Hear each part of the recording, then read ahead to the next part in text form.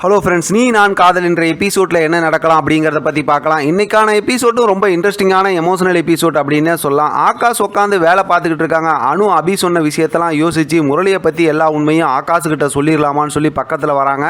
கரெக்டாக பார்த்தா சுந்தரி வந்துடுறாங்க. இப்போ சுந்தரி வந்ததுக்கப்புறம் என்ன சமையல் செய்ய போகிறீங்க அப்படி இப்படின்னு பேசுகிறாங்க. அதனால் பார்த்தா அங்கேருந்து போயிடுறாங்க.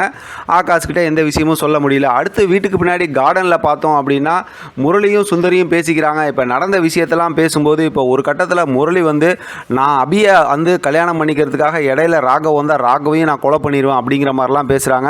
இப்போ நடந்த ஆக்சிடென்ட் அந்த விஷயம் எல்லாத்தையும் பேசி முடிச்சுட்டு சரி நீ சீக்கிரமாக போய் நடக்க வேண்டிய விஷயத்தை பாருன்னு சொல்லிட்டு சுந்தரி பேசிட்டு அங்கேருந்து கிளம்பிடுறாங்க. இப்போ மறுபடியும் பார்த்தோம் அப்படின்னா ஆகாஷ்கிட்ட பேசிக்கிட்டு இருக்கும்போது இந்த மாதிரி செஃப் விஷயமாக செலக்ட் ஆகிட்டேன் அப்படி இப்படிலாம் சந்தோஷமாக தான் பேசிகிட்டு இருக்காங்க. திடீர்னு பார்த்தா ராகவ் அபி எல்லாரும் உள்ளே வரும்போது ராகவ் ரொம்ப கோபமாக ஆகாஷ்கிட்ட பேசுகிறாங்க. ஆஃபீஸ் விஷயமாக அந்த ஒரு வேலை சொன்னேன் அது முடிச்சியான்னு. ஆகாஷ் எவ்வளோ ராகவ்கிட்ட சொல்ல வராங்க. ஆனால் ராகவ் அதை கேட்க தயாரில்லை. ஒரு கட்டத்தில் பார்த்தோம்னா ஃபோன் பண்ணி லவுட் ஸ்பீக்கரில் போட்டுறாங்க. அந்த வேலை முடிஞ்ச விஷயத்தை தெரிஞ்சுக்கிறாங்க. இப்போ தான் ராகவ் சமாதானம் ஆகுறாரு. ஆனால் இவங்க ரெண்டு பேரும் கொஞ்சம் கோபமாக பேசிக்கிட்ட சந்தர்ப்பத்தை பயன்படுத்தி சுந்தரி இவங்க ரெண்டு பேத்துக்குள்ளார பகையை ஏற்படுத்தணும் அப்படிங்கிற மாதிரி பார்க்குறாங்க. முரளியும் அதை சிந்திக்கிறாங்க.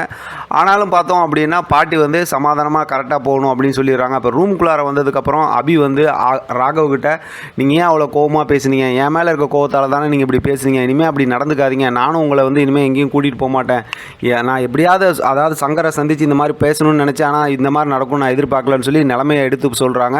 அப்போ தான் ராகவ் அதை அப்படியே புரிஞ்சுக்கிறாரு. அடுத்து அபி அப்படியே படுத்து தூங்கிடுறாங்க. இப்போ ராகவ் அவரோட ஃபோனில் தான் எடுத்து பார்க்குறாரு. நான் கூட அபியோட ஃபோனில் பார்க்குறாருன்னு நினைக்கிறேன்.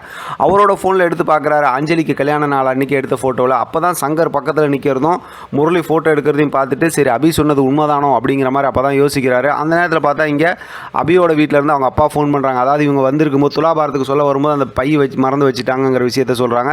சரி நாங்கள் வந்துடுறோம் அப்படின்னு சொல்லி அவங்களும் சொல்லிடுறாங்க. இப்போ சமாதானமாக பேசிடுறாங்க. இருந்தாலும் இப்போ ராகவ் அப்படியே யோசிக்கிறாரு எப்படியாவது நல்லது நடக்கணும் அப்படிங்கிற மாதிரி தான். அதாவது இப்போ தான் நடக்கிற பிரச்சனையெல்லாம் வச்சு பார்க்கும்போது அபி சொன்னது உண்மையாக இருக்குமோ அப்படிங்கிற விஷயத்தை யோசிக்கிறாரு. அதோட பார்த்தா இன்றைக்கான எபிசோட் முடிச்சிருக்காங்க. அடுத்த வாரத்துக்கான எபிசோட் ரொம்பவுமே இன்ட்ரெஸ்டிங்கான எபிசோட் ப்ரோமோ காட்டியிருக்காங்க. அது சம்மந்தமாக நம்ம அடுத்த வீடியோவில் தெளிவாக பேசலாம். இதை பற்றின உங்களோட கருத்து கமெண்ட் பாக்ஸில் தெரியப்படுத்துங்க. தொடர்ந்து ஆதரவு கொடுங்க. தேங்க்யூ ஃப்ரெண்ட், தேங்க்ஸ் ஃபார் வாட்சிங்.